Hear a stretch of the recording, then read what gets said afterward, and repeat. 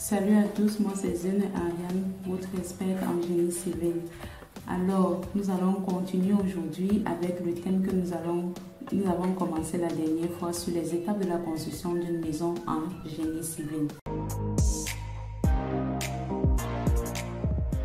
Alors, nous allons commencer avec la troisième étape qui est intitulée la construction de la maison. Lorsqu'on parle de la construction de la maison, de quoi s'agit-il exactement? Parce que lorsque nous allons vers le client, on leur donne un devis. Ils se disent parfois que nous sommes en train de les tromper, alors que ce n'est pas le cas. La construction de la maison comprend plusieurs étapes qu'il est important pour vous de connaître. Alors nous avons premièrement le gros œuvre, deuxièmement le second œuvre et troisièmement l'aménagement extérieur. Lorsqu'on parle du gros œuvre, de quoi s'agit-il?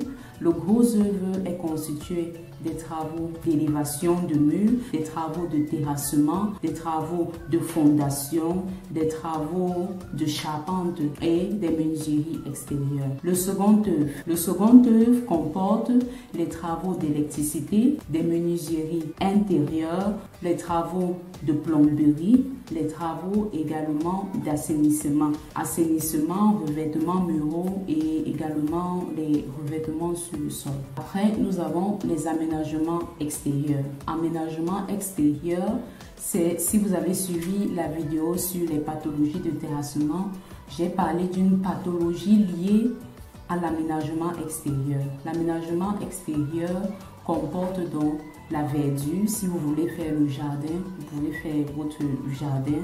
Si vous voulez faire une barrière, vous pouvez faire une barrière. Si vous voulez aménager votre espace de repos réservé à l'extérieur autrement, vous pouvez aussi le faire. Peut-être vous avez prévu de faire un boucaro et autres. Et pour rappel donc, lorsque j'avais parlé des pathologies de terrassement, j'avais donc fait mention d'un problème des fissures qui est souvent causé par la terre que nous venons mettre donc au-dessus sur le terrain qui est déjà construit avant de faire la verdure sans avoir pris certaines précautions. Donc on n'a même pas laissé un espace par rapport à cela. Alors pourquoi la construction de la maison est très importante? La construction de la maison est très importante parce que c'est une étape pendant laquelle on applique les normes et les règles relatives aux travaux de construction. Si la fondation, par exemple, n'est pas bien faite, nous sommes d'accord qu'à la longue, nous allons observer des problèmes de tassement différentiel au niveau de la fondation, soit des problèmes de fissures ou bien des problèmes d'infiltration des eaux. Donc, toutes les précautions sont prises à cette étape. Si on doit installer une prise de terre, tout cela se fait au niveau du sous-bâtiment.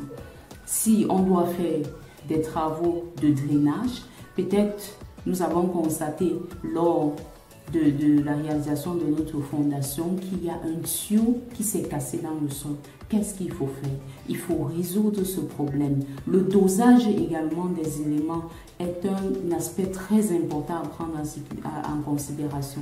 Le dosage des éléments doit être fait de façon appropriée dans le respect des normes en fonction de l'élément que vous voulez couler. En dehors de ça, nous avons aussi le second œuvre. Le second œuvre, c'est une partie, là où on parle des revêtements de murs, c'est une partie très importante également parce que le rendu final de la maison est très important parce que c'est à cet instant que le client va voir notre professionnalisme. C'est vrai qu'on a tendance à négliger également les travaux de gros œuvres, mais aussi les revêtements sont très importants. Parce que lorsque nous finissons, il faut que cette maison soit attirante. Également, en considérant cela, les peintures que nous mettons sur le mur doivent tenir compte aussi du quartier et de la zone dans laquelle nous nous trouvons. Est-ce que c'est un quartier, par exemple, qui est poussiéreux, où il y a trop de poussière? Il faut mettre une peinture, non seulement qui sera attrayante, mais également une peinture qui ne va pas s'abîmer en contact avec la poussière. Également, lorsque nous parlons de l'aménagement extérieur, tout doit être bien fait. Alors, c'est tout pour la troisième étape. Nous allons continuer la prochaine fois avec la réception des travaux.